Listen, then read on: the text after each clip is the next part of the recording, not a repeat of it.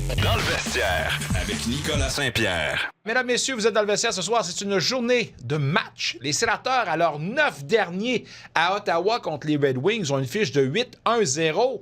On en gagne-tu une autre ce soir? On pose la question à notre ami Zachary Mercier. Midget 3A et la GMQ, un journaliste sportif qui a franchi toutes les étapes avant de se rendre à la Ligue nationale. À la couverture quotidienne des Sens pour le Journal Le Droit, ses analyses atteignent toujours la cible. Attention, ça va brasser. Avec Zachary Mercier. Chronique présentée par Desjardins de ce pas. Souhaitons la meilleure des années à notre ami Zachary Mercier du quotidien Le Droit. J'espère que tu as passé un beau temps des fêtes. La meilleure des années à toi et tes proches, mon ami. Ben, merci beaucoup à toi aussi, mon cher Nick. Toujours content de jaser puis heureux de faire partie de l'équipe encore une fois pour cette belle année 2026 qui s'annonce tout aussi excitante que 2025. Oui, j'espère que 2026 sera souriante pour les Sénateurs qui ont un rendez-vous ce soir dans le contexte d'un mois de janvier fort occupé. 16 rencontres, comme j'ai dit précédemment.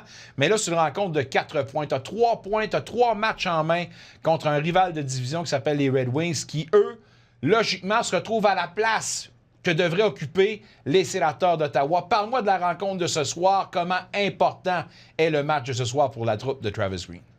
Très important, puis c'est surtout de continuer un peu sur ce qu'on a vu lors des derniers matchs. Écoute, on est sur une certaine séquence, on se doit d'aller poursuivre parce que depuis le début de la saison, ça a été une équipe de séquence, les Sénateurs. On a senti qu'à certains moments, on a eu une séquence de victoire, puis par la suite, ça se faisait gâcher par une séquence de défaites, donc on revenait un peu dans le milieu. Là, c'est le temps un peu pour les Sénateurs d'amorcer l'année, surtout ce mois de janvier qui s'annonce très exténuant de brillante façon. On a déjà 2 victoires consécutives, on doit aller engranger des points, surtout face à des adversaires de division. Là, ce que je regardais un peu le calendrier, il y a plusieurs matchs importants, plusieurs matchs face à des formations de l'Est et plusieurs face à des formations de la division Atlantique. Donc, ça commence ce soir justement avec les Red Wings. Ça prend des points. Là. On est à une place charnière où est-ce que présentement dans l'Est, le classement est tellement serré. Ces genres de matchs-là peuvent et vont faire la différence d'ici la fin de la saison pour une qualification en séries éliminatoires. Donc, encore une fois, ça commence ce soir. Un autre bon test pour Leevi Meriläinen, encore un bon test pour les Sénateurs d'Ottawa qui ont, comme Thomas Chabot le mentionnait, n'ont pas encore retrouvé leur apogée, mais réussissent à aller chercher des victoires quand même. Donc, est-ce que ça va être ce soir qu'on va véritablement voir le retour des Sénateurs qui vont pouvoir partir sur une séquence de 3, 4, 5, 6, 7, peut-être 8 victoires, qui sait, au mois de janvier. Bref, on se doit de partir sur une victoire, puis ça va commencer ce soir. Quand je parlais justement de la victoire de plus qu'on a après 40 matchs versus l'an dernier, et la question que je lui posais, c'est est-ce qu'on est en droit de croire que l'équipe est tout de même meilleure que celle de l'an dernier? Je dois te poser la question, selon toi, à ce stade-ci de la saison, est-ce que l'équipe est meilleure que la saison précédente? Je pense que le mix est meilleur. Je pense qu'on a des meilleurs joueurs, on a des meilleurs éléments. Est-ce qu'on a réussi véritablement à voir cette équipe-là à son apogée, comme je viens de le mentionner? Je ne crois pas. Donc, oui, c'est positif quand même de savoir que l'équipe a une victoire de plus que l'an dernier, mais c'est véritablement en deuxième moitié de saison qu'on a vu le vrai visage de cette formation-là. Souhaitons que ça va être la même chose, mais pour moi, j'aime mieux le mélange qu'on a cette année, où est-ce qu'on a de la profondeur sur les 4 trios. On l'a vu, là, on a brassé un peu la soupe à l'entraînement ce matin, mais encore une fois, on a de la profondeur, on a des joueurs qui sont de qualité sur chacun des trios. On a des trios qui sont capables autant d'être responsables défensivement que d'apporter de l'offensive. Donc, j'aime bien ça. On a réussi justement à naviguer là, un peu à travers différentes blessures à des éléments importants, de trouver des façons. Donc, on se doit de poursuivre là-dessus. Mais pour moi, je suis d'accord avec Thomas Chabot que l'équipe est une meilleure formation sur papier. Reste à prouver maintenant qu'ils le sont véritablement d'ici la fin de la saison pour pouvoir vraiment dire oui, sans équivoque, qu'ils ont été meilleurs et qu'ils sont meilleurs que la saison dernière. Tu as parlé de profondeur. Je pense qu'à toutes les positions, sauf une, il y en a de la profondeur. Puis je pense que j'apprendrai à personne. Devant le filet, c'est peut-être un petit peu mince. Considérant que Sogard n'a pas des chiffres flamboyants à Belleville, Meriläinen is the guy jusqu'à temps qu'Ullmark revienne. Pour moi, le tandem Meriläinen-Shepherd n'est pas le plus sexy en ce moment à travers la Ligue. Comment le DG est-il actif au moment où on se parle pour aller aider la cause de son club devant le filet? Ou tu portes à croire, t'aimes mieux le croire, comme il a dit dans son élocution pendant les fêtes, ou pour lui, il semble être en confiance avec ce qu'il a. J'avais de la misère à le croire là-dessus. D'accord ou pas? Ben, d'accord avec toi, parce que c'est sûr qu'il ne dira pas sur toutes les plateformes qu'il Garanti. est à la recherche d'un gardien de but, là. Évidemment, tout homme de hockey ne va pas dévoiler un peu ses besoins sur la place publique, mais les autres DG le savent, là. Écoute, les sénateurs ont besoin d'un gardien de but, ont besoin de profondeur à cette position-là. Est-ce que l'épée Merlanen fait bien au cours des derniers matchs? Oui. Puis j'aime ce que je vois de lui. J'aime un peu. L'an dernier, on l'avait vu là, avoir un certain rythme, puis il y avait le filet plus souvent l'an dernier dans cette séquence-là un peu de victoire. Puis des fois, c'est ça que ça prend pour des gardiens de but. A été toute sa vie comme gardien de but numéro 1, est arrivé comme une première saison véritablement complète de la Ligue nationale comme second. Des fois, c'est un ajustement qui est différent, qui est plus difficile. Puis là, on semble justement lui donner un peu plus de départ, puis il semble retrouver son rythme, a donné des chances à son équipe, a fait plusieurs gros arrêts lors des derniers matchs.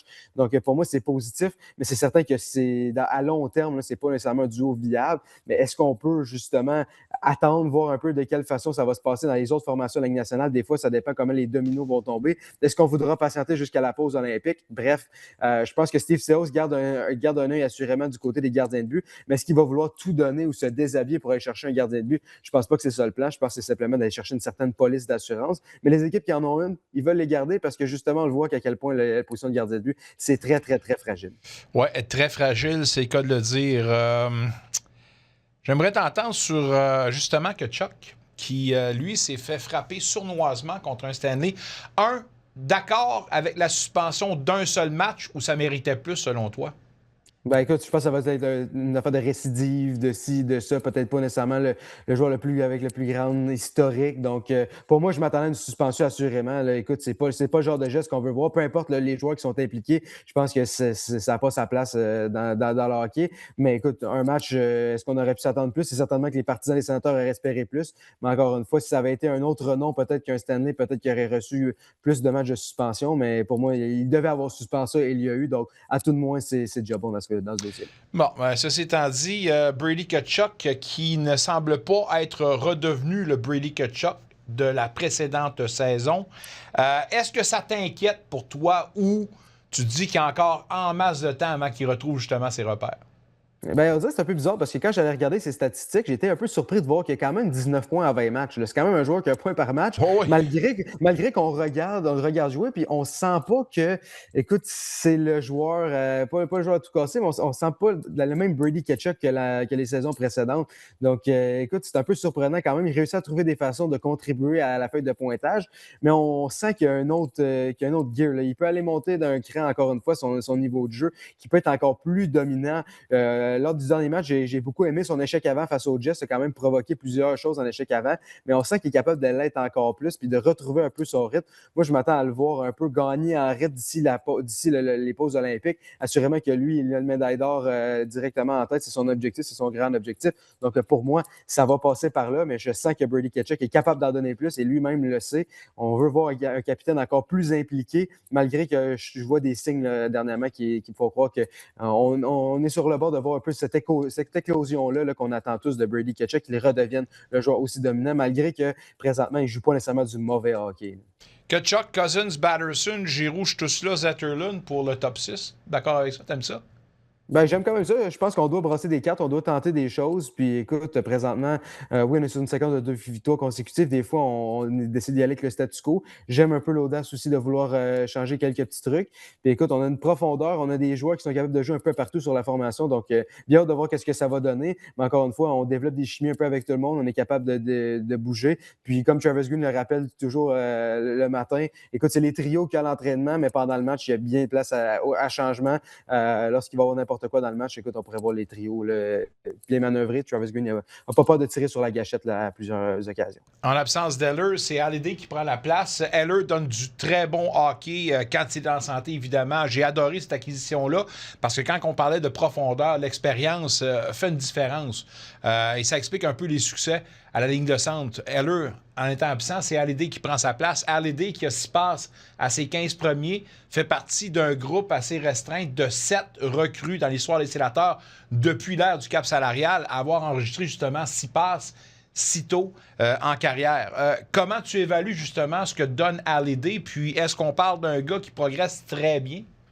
Ben moi, j'aime ce que je vois. Écoute, très bien. On ne devait pas avoir des attentes si immenses que ça non plus. On ne devait pas s'attendre à ce que Stéphane Hardy vienne se joindre à un premier ou un deuxième trio et qu'il remplisse le filet. C'est pas nécessairement son rôle, c'est pas son travail, mais il fait du travail très honnête là, sur un troisième et quatrième trio. Il continue de progresser, apprend encore aussi, est encore un jeune joueur, apprend les rudiments de la Ligue nationale de hockey. Mais j'aime ce que je vois présentement de lui. Puis je pense que ça fait partie d'une pièce maîtresse. Quand on parle de profondeur, c'est ce genre de joueur-là qui commence l'année dans la Ligue américaine, mais qui est sur le bord de la porte. Puis justement, lorsqu'il a une opportunité, il l'a saisi. Et depuis son rappel, écoute, il l'a saisi. Les blessures se sont succédées depuis son rappel. Puis écoute, il demeure encore un morceau important dans la formation. Puis je pense que justement, lui aussi est capable de prouver dans les autres niveaux qu'il était capable de produire offensivement. Puis je pense qu'il est capable de le faire tout autant dans la Ligue nationale de hockey. Mais chaque chose en son temps, il est tout d'abord là aussi responsable défensivement dans les deux centres. Donc, pour moi, ça va passer par là. Et capable, encore une fois, de continuer à progresser. Mais c'est un joueur que j'aime voir et j'aime regarder progresser. Deux dernières questions avant de te laisser. 16 matchs au mois de janvier. Considérant qu'on en a déjà 2 derrière nous, je pose la question à savoir combien, selon vous, de victoires dans ce mois-ci. Selon toi, les Sénateurs vont sortir du mois de janvier avec combien de gains? Moi, j'ai regardé un peu l'horaire, j'ai fait l'exercice de quel match victoire-défaite. Écoute, ça va dépendre du tandem de gardien de but aussi. Là. Comme Michael l'a mentionné un peu plus tôt à l'émission, ça va être ça un peu qui peut faire peur. Mais moi, j'avais peut-être 8 victoires de plus, peut-être pour les Sénateurs d'ici la fin du mois. Donc, ce serait assurément un bon mois avec 10 victoires dans ce mois de janvier-là, 10 en 16. Je pense que c'est réalisable. Puis je pense que si les Sénateurs réussissent à aller chercher 10 victoires dans ce moment-là, ils vont se retrouver là, en pleine course aux séries. Ils vont être en excellente posture là, à la veille du début des Jeux olympiques. Petite prédiction pour le match de ce soir? Je vais aller avec un 4-2 pour les Sénateurs. There you go! C'est de la musique aux oreilles, puis 3 victoires de suite pour la troupe locale à part de ça. On te laisse là-dessus, mais on se retrouve pas plus tard que mercredi. Gros voyage contre l'Avalanche et les Mammoths de Utah. On s'en parlera à l'autre occasion. Entre-temps, bon match ce soir, mon ami. On te lit dans le quotidien Le Droit. Salut, mon chum! Bonne fin de soirée. Un retour sportif 100% local dans le vestiaire avec Nicolas Saint-Pierre.